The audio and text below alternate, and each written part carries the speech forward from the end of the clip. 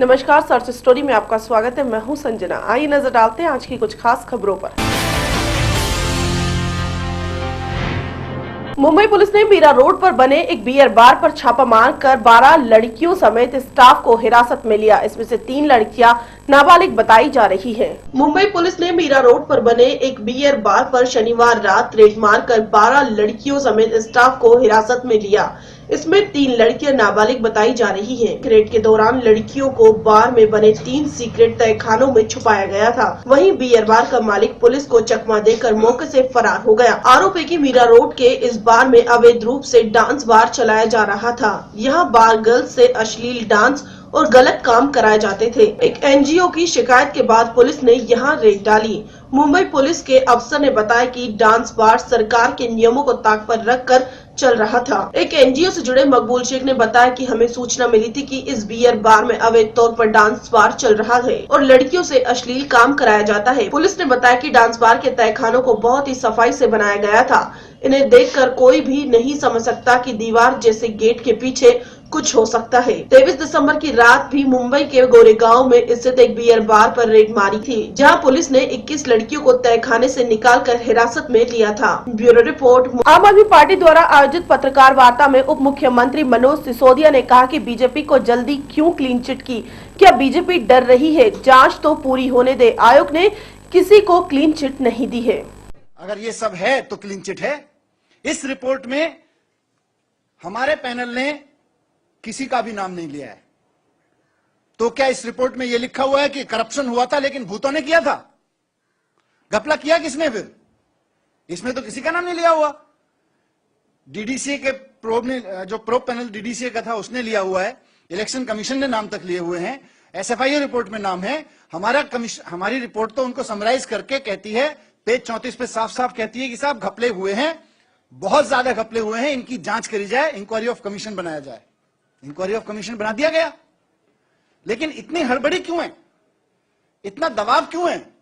कौन सा दबाव काम कर रहा है कि अचानक अरुण जेटली जी को क्लीन चिट घोषित की जा रही है चारों तरफ देश भर में?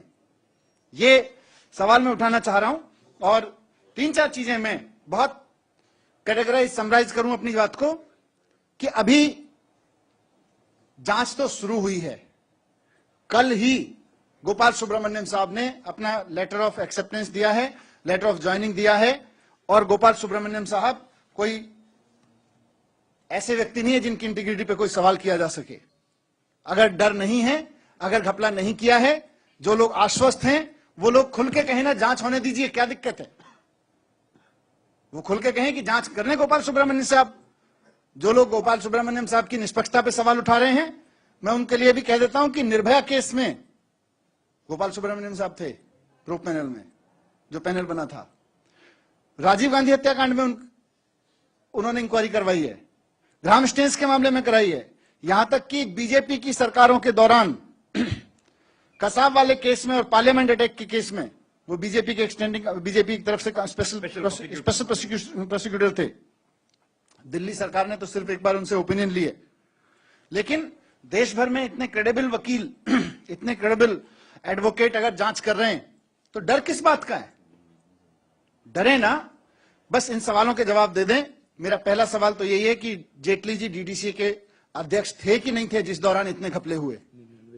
99 से 2013 के बीच में अध्यक्ष थे कि नहीं थे? इतना बता दें।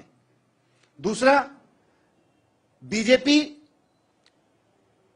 और Jaitley ji commission of inquiry से भागने की कोशिश क्यों कर रहे हैं? पिछले दरवाजे से उसको नल एंड वॉइड कराने की खबरें क्यों प्रसारित करा रहे हैं? कमीशन ऑफ इंक्वायरी का स्वागत करें, कहें कि देश के एक क्रेडिबल वकील इसकी जांच कर रहे हैं, मेरे से जो भी सवाल पूछा जाएगा मैं खड़ा हूं, मैं जवाब दूंगा। क्या 16,000 रुपए प्रतिदिन का लैपटॉप हायर करने की जो घटना हुई डीडीसीए में, वो घोटाला था कि नहीं था? 16,000 करोड़ रुपए प्रतिदिन की दर पे जो लैपटॉप हायर किए गए, 24 करोड़ का स्टेडियम 114 करोड़ तक पहुंचा। और जिन कंपनियों को ठेके दिए गए थे, उनके डायरेक्टर्स के पते, उनके बैकग्राउंड में एक ही डायरेक्टर होने का ये सब घपला हुआ कि नहीं हुआ डीडीसीए में? अगर डीडीसीए में घपला नहीं हुआ तब तो बहुत अच्छी बात है, सब लोग मान लेते हैं क्रिकेट बहुत अच्छा चल रहा है देश में। और अगर अच्छा चल रहा है तो फिर ये हो हंगामा क्यों था? डीडीसीए कीर्ति आजाद साहब ने तो टेप रिकॉर्ड वो जारी करके कहा, वीडियो रिकॉर्डिंग जारी करके कहा, उसमें जेटली जी बताते दिख रहे हैं कि बचाना पड़ेगा लोगों को। फिर वो जो मैच हुआ, अगर डीडीसीए इतना ही पाक साफ है, डीडीसीए में घपला ही नहीं हुआ, तो फिर अदालत ने जस्टिस मुदगल की निगरानी में मैच क्यों कराया? फिर तो डीडीसीए बहुत बढ़िया काम कर रहा था, जेटली जी बहुत बढ़िया काम कर रहे थे, जेटली जी को रिस्टेट कर देते। तो मैं सिर्फ इतना कहना चाहता हूं कि इन हरकतों से बाज आएं। जो लोग ये कर रहे हैं, माफी मांगने की बात कर रहे हैं, जो लोग कह रहे हैं कि क्लीन चिट मिल गई है, इनसे बाज आएं। और मैं मीडिया से भी रिक्वेस्ट करना चाहता हूं कि इतनी जल्दबाजी ना दिखाए जेटली साहब को पाक साफ करने दिखाने के लिए। आप प्रोब होने दीजिए, प्रोब होने तक बताइए कि जांच हो रही है। अभी जांच हुई कहां है? पार्टी विरोधी गतिविधियों के आधार पर बीजेपी से सस्पेंड हुए सांसद वित्त मंत्री अरुण जेटली पर नरम पड़ते दिख रहे हैं। पार्टी विरोधी गतिविधियों के आधार पर बीजेपी से सस्पेंड हुए सांसद वित्त मंत्री अरुण जेटली पर नरम पड़ते दिख रहे हैं। कीर्ति आजाद ने आज प्रेस कॉन्फ्रेंस कर जेटली को जन्मदिन पर बधाई दी और पत्रकारों से कहा कि डीडीसीए विवाद में बार बार अरुण जेटली का नाम क्यों ले आते हैं? ये मामला बीजेपी के भ्रष्टाचार का नहीं है। आजाद ने कहा कि आप बार बार अरुण जेटली का नाम क्यों ले रहे हैं? आज उनका जन्मदिन है, मैं सिर्फ डीडीसीए से हुए करप्शन की बात कर रहा हूं। कीर्ति ने कहा, मुझ पर जो भी आरोप लग रहे हैं सारे गलत है। लोकसभा में सोनिया के इशारे पर बोलने के आरोप पर कीर्ति ने कहा, मीडिया के जरिए पता चला है कि मुझ पर लोकसभा में सोनिया गांधी के इशारे पर बोलने का आरोप लगा है। कीर्ति ने आगे कहा कि लोकसभा की नियमावली संख्या 350 के मुताबिक कोई व्यक्ति बोलने के लिए तभी खड़ा हो जब अध्यक्ष द्वारा उसका नाम पुकारा जाए। यदि एक साथ कई लोग खड़े होते हैं तो उसी व्यक्ति को बोलने का हक होगा जिसका नाम पुकारा जाए। जिसने भी कभी लोकसभा का कोई भी चुनाव लड़ा है उसे आरोप लगने से पहले इस नियम की जानकारी होनी चाहिए। कॉन्फ्रेंस कर रहे हैं की गरिमा को न घटाएं। यह हमारी लोकसभा की नियमावली है। लोकसभा की प्रक्रिया तथा कार्य संचालन नियम। मेरे ऊपर आरोप लगाए जा रहे हैं कि कांग्रेस अध्यक्षा के कहने पर मैंने पार्लियामेंट में बात उठाई थी और पार्टी को बदनाम किया था। मैं अपने पार्टी के प्रवक्ताओं से, विशेषकर उन लोगों से जो संसदीय कार्य में रह चुके हैं, चुनाव लड़े हैं, विभिन्न कॉरपोरेशंस में, विधानसभाओं में, संसद में, ऐसे लोगों का दृष्टि लाना चाहूंगा इस नियमावली के 350 पर। लोग भी बोलते रहते हैं कि ये किस प्रकार की बातें हो रही हैं, और क्योंकि किसी भी प्रवक्ता ने मुझसे बात नहीं की या मुझसे कहा नहीं, क्योंकि मैं सस्पेंडेड हूं और प्रेस में सुन रहा हूं, इसलिए प्रेस के माध्यम से उन्हें सूचित करना चाहता हूं। 350 लोकसभा की नियमावली है। जब कोई सदस्य बोलने के लिए खड़ा हो तो अध्यक्ष द्वारा उसका नाम पुकारा जाएगा। यदि एक ही समय पर एक से अधिक सदस्य खड़े हों तो जिस सदस्य का नाम इस तरह पुकारा जाए उसी को बोलने का हक होगा। अब इसमें कहना कि मैं कांग्रेस अध्यक्ष के इशारे पर बोल रहा था, तो यह सीधा लोकसभा के अध्यक्ष के ऊपर आरोप लगाना है, उस कुर्सी की गरिमा को गिराना है। इसलिए मैं कहूंगा कि कृपया इसको देख लें और उसके बाद किसी बात को आगे करें, क्योंकि किसी के इशारे पर कोई खड़ा नहीं होता है। कम से कम इतना समझना चाहिए कि किसी भी पार्टी के अध्यक्ष का या किसी भी सदस्य की इतनी हिम्मत नहीं है कि वह बिना अनुमति के बोले। पार्टी के लोग वॉकआउट कर जाते हैं क्योंकि कई बार अध्यक्ष अनुमति नहीं देते हैं। इसलिए इस प्रकार से बोलना उचित नहीं होगा। I will also explain this in English. I have been hearing and reading in electronic and also in the print media regarding I having acted on the instigation of the Congress President in Parliament and spoken. I had not spoken against the party, I had spoken for the party, for the government, and I'm going to show you the rules of procedure and conduct of business in Lok Sabha. It's not written by me. So I would request my party spokespersons, many of them have gone through the various houses, have been members of the various houses. There are people who have contested elections in MCD or various corporations or been MLAs in various assemblies. Section 350 says, when a member rises to speak, the name of such member shall be called by the speaker. If more members than one rise at the same time, the member whose name is so called shall be entitled to speak. तो मेरे ख्याल से इस प्रकार से संसद की गरिमा को गिराना, अध्यक्ष के पद को तौहीन करना किसी भी एक अच्छे संसदीय किसी भी पॉलिटिकल पार्टी को सही नहीं है। इस प्रकार से नहीं करना चाहिए। और भी बहुत सारी चीजें मैं देख रहा हूं और सुन रहा हूं। डीडीसीए के जो मेमोरेंडम ऑफ एसोसिएशन है एंड आर्टिकल्स ऑफ एसोसिएशन है, उसमें एक प्रेसिडेंट, 3 वाइस प्रेसिडेंट, एक जनरल सेक्रेटरी, एक ट्रेजरर इत्यादि उसमें सदस्य होते हैं। कहीं भी मेमोरेंडम ऑफ एसोसिएशन और आर्टिकल्स ऑफ एसोसिएशन में एग्जीक्यूटिव प्रेसिडेंट का वर्णन नहीं है।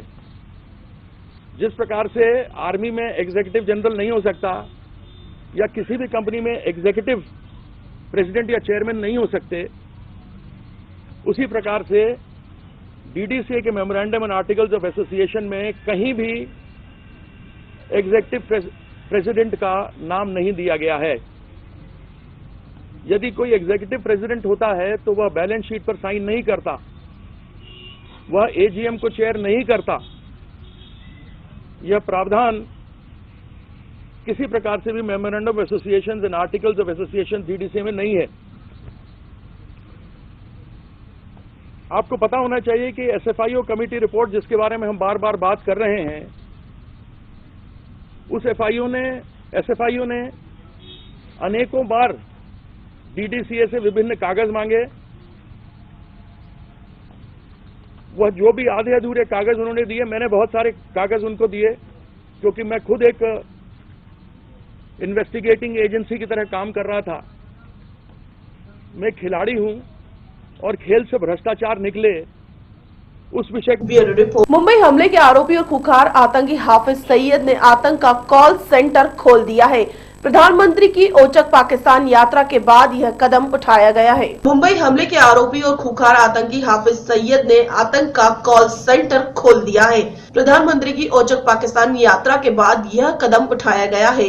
भारत के खिलाफ साजिश में 24 घंटे चलने वाले इस कॉल सेंटर का उपयोग किया जाएगा।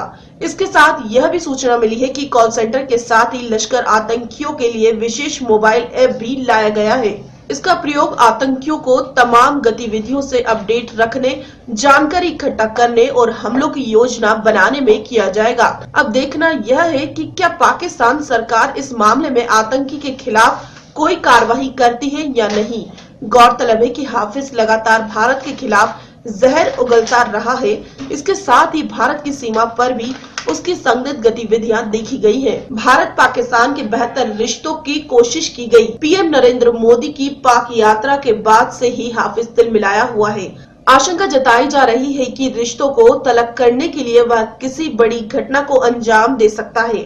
Bureau report. बाहरी दिल्ली के बेगमपुर में आम आदमी पार्टी के नेता का शव मिला है। शव की शिनाख्त धीरेन्द्र और ईश्वर के रूप में की गई है। शव डीडीए मैदान की झाड़ियों में मिला है। बाहरी दिल्ली के बेगमपुर में आम आदमी पार्टी के नेता का शव मिला है। शव की शिनाख्त धीरेन्द्र उर्फ ईश्वर के रूप में की गई है। शव डीडीए मैदान की झाड़ियों में मिला है। शव शत विशत हालात में था। धीरेन्द्र के सिर का आधा हिस्सा कटा हुआ था, साथ ही गुप्तांग भी कटा हुआ मिला है। पुलिस को शक है कि अवैध संबंधों की वजह से हत्या हो सकती है। बताया जा रहा है कि धीरेन्द्र हाल ही में रोहड़ी से बेगम विहार के घर से शिफ्ट हुआ था। कल शाम धीरेन्द्र एक शख्स के साथ घर से निकला था। मृतक आम आदमी पार्टी के पूर्वांचल शक्ति का जिला अध्यक्ष था। बताया जाता है कि वह प्रॉपर्टी का भी काम करता था। 15 दिन पहले उसने अपना घर खरीदा था। जिस तरह से उसकी हत्या की गई है और उसके गुप्तांगों को भी काटा गया है, वो देखकर लगता है कि उसकी हत्या किसी रंजिश का नतीजा है। आम आदमी पार्टी ने इस घटना पर दुख जताया है। मोर्चा का एक वरिष्ठ पदाधिकारी था। जैसी जानकारी मिली है परिवार वालों से बातचीत होने पर और जो कार्यकर्ता थे उनसे बातचीत होने का पता चला कि रात के 8 बजे मीटिंग खत्म होने के बाद वो घर के 7 बजे मीटिंग खत्म होने के बाद घर की तरफ जा रहा था। मेरे साथ नहीं है। अब जो व्यक्ति उसको कार में ले जा रहा था वो उसका कहना था कि हम उसके घर के नजदीक हम छोड़ कर आए हैं, लेकिन परिवार वालों का कहना है कि कोई अता पता नहीं था। वो रात के 2 बजे तक इंतजार करते रहे। फिर जब खोजने गए, बाहर निकले तो 4 बजे पता चला कि बगल में डेड बॉडी पड़ा हुआ है। और जब डेड बॉडी की देखी तो निर्मम हत्या थी। शर अलग थे, बहुत मतलब बुरी तरह से उसको किया गया था, टॉर्चर किया गया था। तो एक निर्मम हत्या है ये।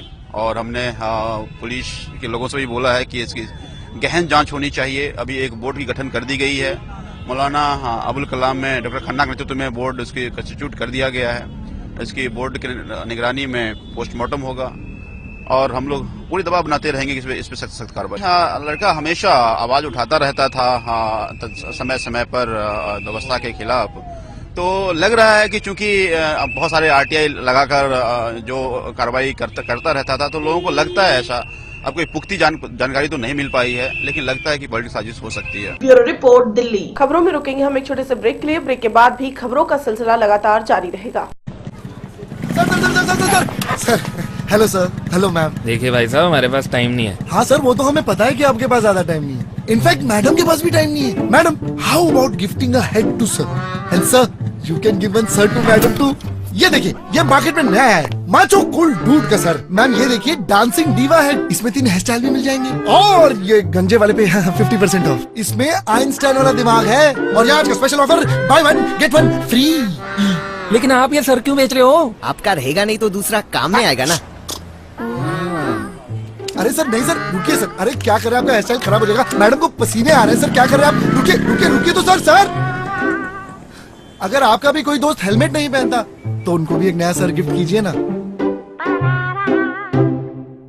राजधानी दिल्ली का मंगोलपुर कला गांव बीती देर रात गोलियों की आवाज से गूंज उठा। अज्ञात हमलावर ने गांव की चौपाल के पास युवक को गोली मारकर हत्या कर दी। सर्द रात को घरों से बाहर खड़े लोगों ने जब गांव की चौपाल के पास गोली की आवाज सुनी तो लोग दंग और हैरान रह गए। देखा कि गांव में किराए पर रहने वाले सिंह बहादुर लहूलुहान भागता हुआ अपने आप को बचाने की पुकार लगाता रहा, लेकिन गांव की गली में कुछ ही दूरी पर नीचे गिर गया। लोगों ने पुलिस कंट्रोल रूम की वारदात की सूचना दी तो पुलिस भी हैरान और परेशान हो गई। मृतक के साथ ना कोई लूटपाट हुई और ना ही रंजिश। फिर हत्या की वजह क्या थी? इन्हीं सवालों के जवाब और कातिल की तलाश के लिए रोहिणी साउथ थाना पुलिस टीम ने जाँच शुरू की और पुलिस चौपाल में लगे इस CCTV कैमरे को खंगाल रही है। शायद कत्ल की ये वारदात कैमरे में कैद हो गई हो और कातिल को पुलिस बेनकाब कर सके।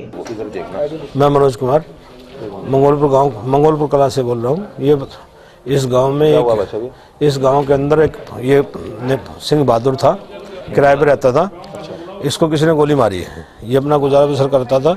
ये बहुत ही अचंभे वाली बात है। इस गांव के अंदर अगर ऐसा काम हो रहा है तो गांव के बासिंदे क्या करेंगे, कैसे सेफ रहेंगे? कुछ तो किसी ने गोली नहीं, ऐसा कुछ सुना, ऐसा भागता किसी ने नहीं देखा। इसको बस ये चिल्लाता हुआ धमाका हुआ है, भागा चिल्लाता हुआ बचाओ बचाओ बचाओ। उसमें कुछ किसी को देखा नहीं। CCTV लगे हुए, उसके अंदर पता लगे कैसे क्या है क्या नहीं है। अच्छा, वो तो वही देख सकते हैं। पुलिस वाले देख रहे हैं, आई है टीम आई, वो देखेगी क्या। हाँ, किराए के मकान में रहता था। इसका साथी आया था, वो बता रहा है उसका साला था।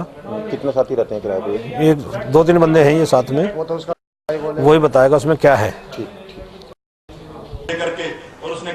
इंदौर में लोकायुक्त पुलिस ने सोमवार सुबह RTO के हेड कांस्टेबल अरुण सिंह के इंदौर, रीवा, सतना और जबलपुर स्थित ठिकानों पर एक साथ छापेमार कार्रवाई की। यह कार्रवाई आय से अधिक संपत्ति रखने के मामले में की गई है। इंदौर में लोकायुक्त पुलिस ने सोमवार सुबह RTO के हेड कांस्टेबल अरुण सिंह के इंदौर, रीवा, सतना और जबलपुर सहित ठिकानों पर एक साथ छापेमार कार्रवाई की। यह कार्रवाई आय से अधिक संपत्ति रखने के मामले में की गई है। सिंह के घर में टीम को करोड़ों रुपए की संपत्ति के दस्तावेज मिले हैं। डीएसपी दौलत सिंह ने बताया कि प्रारंभिक तौर पर सिंह के इंदौर स्थित घर से अचल संपत्ति के कागजात मिले हैं। अन्नपूर्णा नगर स्थित 3 मंजिला मकान के अलावा उसके पास तलावाली चंदा की एक कॉलोनी में 2 प्लॉट के कागज भी मिले हैं। मकान की कीमत 1 करोड़ रुपए से अधिक बताई जा रही है। घर के भीतर भी पूरी व्यवस्था लग्जरी है। इसके अलावा एक स्कॉर्पियो और आईपीसी बैंक में लॉकर की जानकारी मिली है। अभी कार्यवाही चल रही है, इसमें और संपत्ति सामने आने की संभावना है। इंदौर लोकायुक्त एसपी अरुण मिश्रा के निर्देशन में डीएसपी दौलत सिंह की टीम ने सुबह 6 बजे के अन्नपूर्णा नगर स्थित अरुण सिंह के घर में दस्तक दी।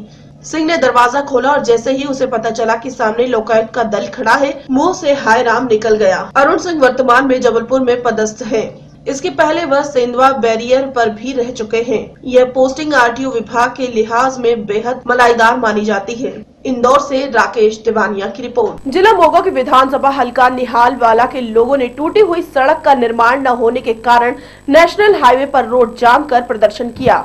जिला मोगा के विधानसभा हल्का निहाल सिंह वाला के लोगों ने टूटी हुई सड़क के निर्माण न होने के कारण सरपंच स्वर्ण सिंह, राउके कला और ब्लॉक बरनी के प्रधान जसवंत सिंह की अगुवाई में आज नेशनल हाईवे पर रोड जाम कर प्रदर्शन किया, जिसके कारण मोगा बरनाला सड़क मार्ग काफी देर तक रुका रहा। जिक्र योग है कि बरनी से लेकर करीब 10 गाँव को अलग अलग जाति लिंक सड़कें टूटी पड़ी है। कुछ देर पहले से इनको दुरुस्त करवाने के लिए प्रदर्शन किया गया था, जिससे काम तो शुरू हुआ, लेकिन अब बीच में काम बंद कर दिया गया, जिससे लोगों को आने जाने में काफी परेशानी का सामना करना पड़ रहा है। सुबह से लेकर शाम तक चले इस धरने को देखते हुए निहाल सिंह वाला के तहसीलदार बलदेव सिंह मौके पर पहुंचे और लोगों ने उनको मेमोरेंडम दिया और उन्होंने यह आश्वासन दिया कि वह इस मेमोरेंडम को डिप्टी कमिश्नर के पास पहुंचा देंगे और जल्द ही इसका हल निकाला जाएगा और इसमें रुके पड़े कामों को शुरू करवाया जाएगा। ਅੱਜ ਦਾ ਜੋ ਧਰਨਾ ਲਾਇਆ ਹੈ, ਸਾਡੇ ਨਗਰ ਰਾਊਕੇ ਕਲਾਂ ਨੂੰ ਭਿਆਣਾ ਚੌਂਕ ਤੋਂ ਰਾਊਕੇ ਕਲਾਂ ਨੂੰ ਜਾਂਦੀ ਸੜਕ, ਬੱਧਨੀ ਕਲਾਂ ਤੋਂ ਰਾਊਕੇ ਕਲਾਂ ਨੂੰ ਜਾਂਦੀ ਸੜਕ, ਰਾਊਕੇ ਕਲਾਂ ਤੋਂ ਬੀੜ ਰਾਊਕੇ ਨੂੰ ਅਤੇ ਰਾਊਕੇ ਤੋਂ ਰਣੀਆਂ ਨੂੰ ਤੇ ਮੇਰੇ ਪਿੰਡ ਤੋਂ ਵੱਖ-ਵੱਖ ਪਿੰਡਾਂ ਨੂੰ ਜਾਂਦੀਆਂ ਸੜਕਾਂ ਦੀ ਹਾਲਤ ਬਹੁਤ ਖਰਾਬ ਹੈ ਅਤੇ ਜਿਹੜੀ ਭਿਆਣਾ ਚੌਂਕ ਤੋਂ ਰਾਊਕੇ ਕਲਾਂ ਨੂੰ ਜਾਂਦੀ ਹੈ ਅਤੇ ਬੱਧਨੀ ਕਲਾਂ ਤੋਂ ਰਾਊਕੇ ਕਲਾਂ ਨੂੰ ਜਾਂਦੀ ਹੈ। ਸਾਡੀਆਂ ਦੋਹੇ ਮੇਨ ਸੜਕਾਂ ਬੱਧਨੀ ਕਲਾਂ ਆਮ ਲੋਕਾਂ ਨੂੰ ਆਉਣਾ ਜਾਣਾ ਪੈਂਦਾ ਹੈ। ਇਸ ਸੜਕ ਦੇ ਉੱਪਰ ਸਰਕਾਰ ਨੇ ਮੋਟਾ ਪੱਥਰ ਸਿੱਟਦਾ, रास्ता बिल्कुल बंद हो गया। उस तो बाद जी लेबर है अपना समान चक के चली गई, प्रीमैक्स नहीं पई। अज का जो धरना असी ग्राम पंचायत राऊके कलां वालों मीटिंग करके ये सोचा सी भी धरना ला के सरकार के ध्यान दे विच लिआंदा जावे अते उस तो पहलां भी असी अखबारां दे विच अते प्रशासन के ध्यान दे विच लिया चुके हैं। अज तक साडी प्रशासन ने कोई मंग गल पूरी नहीं कीती गई। इस करके सानूं जो अज का धरना है वो मजबूरी दे वस लाउणा पिया अते साडी सड़कां दा हल होण दी खातर ये धरना अज दा लाया गया। ਹੁਣ ਕੀ ਚਾਹੁੰਦੇ ਕਿਉਂ ਤੁਸੀਂ? ਹੁਣ ਅਸੀਂ ਚਾਹੁੰਦੇ ਹਾਂ ਸਾਡੀ ਜਿਹੜੀ ਭਿਆਣਾ ਚੌਂਕ ਤੋਂ ਲੈ ਕੇ ਰਾਊਕੇ ਕਲਾਂ ਨੂੰ ਸੜਕ ਹੈ ਅਤੇ ਬੱਧਨੀ ਕਲਾਂ ਤੋਂ ਰਾਊਕੇ ਕਲਾਂ ਦੀ ਸੜਕ ਤੇ ਮੋਟਾ ਪੱਥਰ ਪਾਇਆ ਹੋਇਆ ਹੈ, ਇਹ ਤੇ ਪ੍ਰੀਮੈਕਸ ਪੈ ਕੇ ਇਹ ਸੜਕ ਜਲਦੀ ਤਿਆਰ ਹੋ ਜੇ। ਅਸੀਂ ਪੰਚਾਇਤ ਵੱਲੋਂ ਮੈਮੋਰੈਂਡਮ ਦਿੱਤਾ 1 ਹਫ਼ਤੇ ਦਾ ਤੇ ਸੜਕਾਂ ਤਿਆਰ ਹੋਣੀਆਂ ਚਾਹੀਦੀਆਂ ਅਤੇ ਜੋ ਦੂਜੀਆਂ ਸੜਕਾਂ ਦੀ ਜਿਹੜੀ ਹਾਲਤ ਉਹ ਸੁਧਾਰੀ ਜਾਵੇ, ਨਵੀਆਂ ਸੜਕਾਂ ਬਣੀਆਂ। ਇਹ ਧਰਨਾ ਜੀ ਅਸੀਂ ਤਾਂ ਲਾਇਆ ਹੋਇਆ ਕਿਉਂਕਿ ਸਾਡੇ ਪੱਥਰ ਪਾਇਆ ਗਿਆ ਜੀ ਸੜਕ ਤੇ ਬਹੁਤ ਸਮੇਂ ਤੋਂ, ਦੋਨਾਂ ਸੜਕਾਂ ਤੇ ਬੱਧਨੀ ਕਲਾਂ ਤੋਂ ਰਾਊਕੇ ਕਲਾਂ, ਭਿਆਣਾ ਸਾਹਿਬ ਤੋਂ ਰਾਊਕੇ ਕਲਾਂ, ਇਹਦੇ ਤੇ ਪ੍ਰੀਮੈਕਸ ਨਹੀਂ ਪਾਇਆ ਗਿਆ। ਬਹੁਤ ਸਮੇਂ ਤੋਂ ਪ੍ਰਸ਼ਾਸਨ ਪੱਥਰ ਪਾ ਕੇ ਛੱਡਦਾ, ਜਿਹਦਾ ਕਰਕੇ ਸਾਨੂੰ ਆਉਣ ਜਾਣ 'ਚ ਬੜੀ ਤਕਲੀਫ ਹੁੰਦੀ ਹੈ ਜੀ। ਤੇ ਦੂਸਰਾ ਪਸ਼ੂਆਂ ਦਾ ਬੜਾ ਨੁਕਸਾਨ ਹੁੰਦਾ ਜੀ, ਪੈਰ ਵਗੈਰਾ ਖਰਾਬ ਹੋਏ ਪਏ ਆ ਪਸ਼ੂਆਂ ਦੇ। ਅਸੀਂ ਸਰਕਾਰ ਤੋਂ ਮੰਗ ਕਰਦੇ ਹਾਂ ਵੀ ਜਲਦੀ ਤੋਂ ਜਲਦੀ ਲੋਕਾਂ ਦੀਆਂ ਮੁਸ਼ਕਲਾਂ ਦਾ ਹੱਲ ਕਰਿਆ ਜਾਵੇ, ਇਸ ਸੜਕ ਦੇ ਉੱਤੇ ਪ੍ਰੀਮੈਕਸ ਪਾਇਆ ਜਾਵੇ ਜੀ। ਕਿੰਨਾ ਚਿਰ ਹੋ ਗਿਆ ਪ੍ਰੀਮੈਕਸ ਪਾਏ ਨੂੰ? ਪ੍ਰੀਮੈਕਸ ਪਾਏ ਨੂੰ ਕਾਫੀ ਸਮਾਂ ਹੋ ਗਿਆ ਜੀ, 6 ਮਹੀਨੇ ਤੋਂ ਇਦਾਂ ਹੀ ਪਈਆਂ ਜੀ। ਸੜਕਾਂ ਤਾਂ ਕਾਫੀ ਪਿਛਲੇ ਸਮੇਂ ਤੋਂ ਨਹੀਂ ਬਣੀਆਂ ਜੀ, ਉਦੋਂ ਤੋਂ ਲੈ ਕੇ ਹੁਣ ਤੱਕ ਨਹੀਂ ਬਣੀ ਜੀ ਸੜਕ ਸਾਡੇ ਕੋਈ। ਕੀ ਚਾਹੁੰਦੇ ਕੀ ਤੁਸੀਂ? ਅਸੀਂ ਚਾਹੁੰਦੇ ਹਾਂ ਜੀ ਸੜਕਾਂ ਸਾਡੇ ਵਧੀਆ ਬਣਾਈਆਂ ਜਾਣ। ਸਾਰੀਆਂ ਸੜਕਾਂ ਹੀ ਖਰਾਬ ਆ ਜੀ ਤਕਰੀਬਨ। ਇਹ ਤੇ ਪੱਥਰ ਪਾ ਕੇ ਉਦੋਂ ਵੀ ਜ਼ਿਆਦਾ ਹਾਲਤ ਖਰਾਬ ਕਰ ਦਿੱਤੀ ਗਈ। ਅਸੀਂ ਚਾਹੁੰਦੇ ਹਾਂ ਜੀ ਜਿਨ੍ਹਾਂ ਦੀ ਹਾਲਤ ਸੁਧਾਰੀ जावे। मोगा से विपिन ओकारा की रिपोर्ट। पठानकोट के पास स्थित गांव सियोड़ा के एक युवक का सड़क किनारे खून से लथपथ शव मिलने से इलाके में सनसनी फैल गई है। पुलिस ने शव को अपने कब्जे में लेकर जांच शुरू कर दी है। पठानकोट के साथ लगते गांव सियोड़ा में एक युवक का सड़क किनारे खून से लथपथ शव मिला। शव मिलने से इलाके में सनसनी फैल गई। पुलिस ने शव को अपने कब्जे में लेकर जांच शुरू कर दी है। शव को पोस्टमार्टम के लिए पठानकोट के सिविल अस्पताल में लाया गया। यहाँ शव का पोस्टमार्टम करके शव को वासियों के हवाले कर दिया गया। मृतक युवक की पहचान अर्जुन कुमार के रूप में हुई है। मृतक के पिता बोधराज ने बताया कि आज सुबह 4 बजे उनके पुत्र अर्जुन को किसी ने फोन करके बुलाया था और वह फोन आने के बाद घर से चला गया। फिर सुबह उन्हें 8:15 बजे पता चला कि उसका शव गांव के 2 किलोमीटर दूर सड़क के किनारे पर पड़ा हुआ है। उनका कहना है कि किसी ने उसे सुबह सवेरे बुलाकर उसका कत्ल किया है। पुलिस कह रही है कि ये कह रहे भी एक्सीडेंट हो गया, एक्सीडेंट नाल जिवें उधरों क्रॉसिंग करके आ रहा कि एक्सीडेंट होया, जब गड्डी नाल एक्सीडेंट होया जां गड्डी किद्दां होई है, गड्डी ते रुकनी चाहिए उत्थे। इदां थोड़ा हो सकता है जो किसी बंदा बाहर अगर सिर तो अगे बाहर कर दे तो बंदा तो बेकार हो जाता, तो गड्डी जिधर मर्जी घूम जाए, गड्डी सीधी बिचों निकल गई तो कहता भी इधरों निकल एक्सीडेंट हो गया।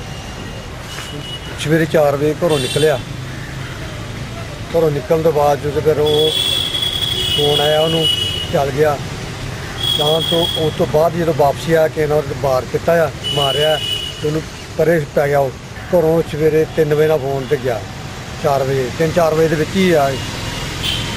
तो उस तो बाद जो 8 बजे सानू पता लग गया भी इदा की वारदात हो गई है। अर्जुन कुमार पुत्र बोधराज वासी सिहौड़ा कला, ये पिंड जसमा तो सिहौड़े को आ रहा सी ते इहदा मोटरसाइकिल जिहड़ा अचानक स्लिप हो गया, ਉਹਦੇ ਕਰਕੇ ਸੜਕ ਤੋਂ ਥੱਲੇ ਡਿੱਗ ਪਿਆ ਤੇ ਸੱਟਾਂ ਲੱਗਣ ਨਾਲ ਇਹਦੀ ਮੌਤ ਹੋ ਗਈ। ਪਰ ਵੈਸੇ ਸਾਰੀ ਗੱਲਬਾਤ ਤਾਂ ਚੱਲ ਰਹੀ ਹੈ, ਬਾਕੀ ਇਹ ਪੋਸਟਮਾਰਟਮ ਰਿਪੋਰਟ ਤੇ ਜਿੱਦਾਂ ਦੀ ਕਾਰਵਾਈ ਮਤਲਬ ਆਏਗੀ ਪੋਸਟਮਾਰਟਮ ਦੀ ਰਿਪੋਰਟ ਉਦਾਂ ਦੀ ਕਾਰਵਾਈ ਅਮਲ 'ਚ ਲਿਆਵਾਂਗੇ। ਇਸ ਕਰਾਂਗੇ ਜੀ ਉਹਨੇ ਫੋਨ ਨੰਬਰ ਤੋਂ ਟ੍ਰੇਸ ਕਰਾਂਗੇ ਵੀ ਕਿੱਥੋਂ ਫੋਨ ਆਇਆ ਤੇ ਬਾਕੀ ਜਿੱਦਾਂ ਦੇ ਮਤਲਬ ਪਤਾ ਲੱਗੇਗਾ ਉਦਾਂ ਦੀ ਕਾਨੂੰਨੀ ਕਾਰਵਾਈ ਅਮਲ 'ਚ ਲਿਆਵਾਂਗੇ। पठानकोट से नरेंद्र सेठी। पंजाब प्रदेश कांग्रेस कमेटी के आला नेता सुखपाल सिंह खेरा के आप में जाने के चलते जैसे पंजाब की राजनीति पूरी तरह से गर्मा गई है, या अकाली दल पार्टी के नेता इसे कांग्रेस के बुरे दिन बता रहे हैं। अभी पंजाब विधानसभा चुनाव में चाहे 1 साल का समय है, लेकिन सभी राजनीतिक दल पंजाब की राजनीति में सरगर्म होते नजर आ रहे हैं। पिछले दिनों में कांग्रेस के आला नेता सुखपाल सिंह खेरा कांग्रेस को अलविदा कहकर आम आदमी पार्टी के साथ जा मिले। अकाली दल पार्टी की बात करें तो अकाली दल पार्टी आला नेता भी गांव-गांव पहुंचकर लोगों को पार्टी के लिए प्रेरित कर रहे हैं। और अकाली नेता सेवा सिंह शेखवा का कहना है कि जब कप्तान अरमिंदर सिंह प्रधान बने थे तो कांग्रेसी वर्करों में जोश था, लेकिन अब ऐसा लग रहा है कि कांग्रेस की नीतियों से कांग्रेस के नेता और आम जनता खुश नहीं है, और इसका नतीजा होगा कि अकाली दल पार्टी इस बार 2017 में हैट्रिक बनाएगी। उधर कांग्रेस के आला नेता सुखपाल सिंह खेरा के पार्टी छोड़ने को अपना कोई नुकसान नहीं बता रहे हैं। उनका कहना है कि हर चुनावी दिनों में कई नेता पार्टी छोड़ते हैं और कई पार्टी में आते हैं, इससे पार्टी को कोई नुकसान नहीं होता। नहीं, कोई ऐसी गल नहीं है। देखो ਜਦੋਂ ਵੀ ਇਲੈਕਸ਼ਨ ਆਉਂਦੇ ਆ, ਜਿਹੜੇ ਇਲੈਕਸ਼ਨ ਆਉਂਦੇ ਆ, ਬਹੁਤ ਸਾਰੀਆਂ ਨਵੀਆਂ ਸਾਫਬੰਦੀ ਜਿਹੜੀਆਂ ਹੁੰਦੀਆਂ, ਕਈ ਲੋਕ ਕੋਈ ਪਾਰਟੀ ਜੁਆਇਨ ਕਰਦੇ ਆ, ਕੋਈ ਪਾਰਟੀ ਕੋਈ ਛੱਡਦੇ ਆ। तो जिथों तक पंजाब दे कांग्रेस पार्टी का संबंध है, पिछले 10 साल तो जिहड़ा पंजाब दे विच अकाली दल बीजेपी की सरकार है, उहदा जिहड़ा लोकां दे विच काम करन दा तरीका है, वो काम करन दे तरीके नूं असीं लोकां दे विच लैके जाना कि किस तरीके नाल इन्हां ने पिछले 10 सालों दे विच पंजाब दे लोकां देखो ये किते किते किसी ने छड्डना, ये किसी दा मैं समझदा कि उहदा जाती इहदे विच मकसद हो सकता है, लेकिन पार्टी के तौर पर हमेशा ही जिहदा भी बनदा सन्मान है कांग्रेस पार्टी ने दिता है और उन्होंने भी दिता है। जो राहुल गांधी जी उन्होंने बुढ़िया वागडोर दे दी है पंजाब। देखो ये गल नहीं है, कोई बंदा राजनीति दे विच मैं समझदा उम्र का कोई तकाजा नहीं होना चाहिए, और कल नूं असीं भी उस मुकाम ते पहुंचना हैगा। लेकिन जिन्नी देर बंदा चलदा लोकां दे विच उहदी गलबात है, जिन्नी देर वो पार्टी नूं अगे ले जाण दी उहदे च समर्था है, ਉਹਦੇ ਵਿੱਚ ਉਮਰ ਦਾ ਕੋਈ ਲਿਹਾਜ਼ ਨਹੀਂ। ਇਹ ਗੱਲ ਸੱਚ ਹੈ ਕਿ ਜਿਸ ਦਿਨ ਕੈਪਟਨ ਅਮਰਿੰਦਰ ਸਿੰਘ ਜੀ ਪੰਜਾਬ ਪ੍ਰਦੇਸ਼ ਕਾਂਗਰਸ ਦੇ ਪ੍ਰਧਾਨ ਬਣੇ ਸਨ ਤਾਂ ਉਹਨਾਂ ਦੇ ਵਰਕਰਾਂ ਵਿੱਚ ਕਾਫੀ ਉਤਸ਼ਾਹ ਸੀ ਤੇ ਲੋਕ ਵੀ ਇਹ ਸਮਝਦੇ ਸਨ ਕਿ ਸ਼ਾਇਦ ਹੁਣ ਜਿਹੜੀ ਕਾਂਗਰਸ ਆ ਉਹਦੇ ਵਿੱਚ ਜਾਨ ਪੈ ਜਾਏਗੀ। ਲੇਕਿਨ ਜੋ ਹਕੀਕਤ ਆ ਉਹ ਇਹ ਆ ਕਿ ਪੰਜਾਬ ਵਿੱਚ ਹੀ ਨਹੀਂ ਸਾਰੇ ਹਿੰਦੁਸਤਾਨ ਵਿੱਚ ਹੀ ਕਾਂਗਰਸ ਨੂੰ ਲੋਕਾਂ ਨੇ ਨਕਾਰ ਦਿੱਤਾ ਆ कि कोई भी ऐसी शख्सियत नहीं, वो कैप्टन साहब होण, बाजवा साहब होण, जां राहुल गांधी जी आप होण, सोनिया जी होण, कोई भी हुण इन्हां दी जिहड़ी रुड़ी जांदी बेड़ी आ उहनूं पार लाउण दे समर्थ नहीं। दूसरा भावें इन्हां दे कांग्रेसी लीडर आप विच शामिल हो रहे आ, लेकिन उन्हां दी सारी वागडोर जिहड़ी आ, जिहड़ा रिमोट कंट्रोल आ, ਉਹ ਦਿੱਲੀ 'ਚ ਬੈਠੇ ਲੋਕ ਜਿਹੜੇ ਨੇ, ਜਿਹੜੇ ਗੈਰ ਪੰਜਾਬੀ ਨੇ, ਉਹਨਾਂ ਦੇ ਹੱਥ ਵਿੱਚ ਆ। ਤੇ ਪੰਜਾਬੀ ਬਹਾਦਰ ਕੌਮ ਆ, ਇਹਨਾਂ ਕਦੀ ਵੀ ਕਿਸੇ ਦਾ ਲੋਹਾ ਨਹੀਂ ਮੰਨਿਆ।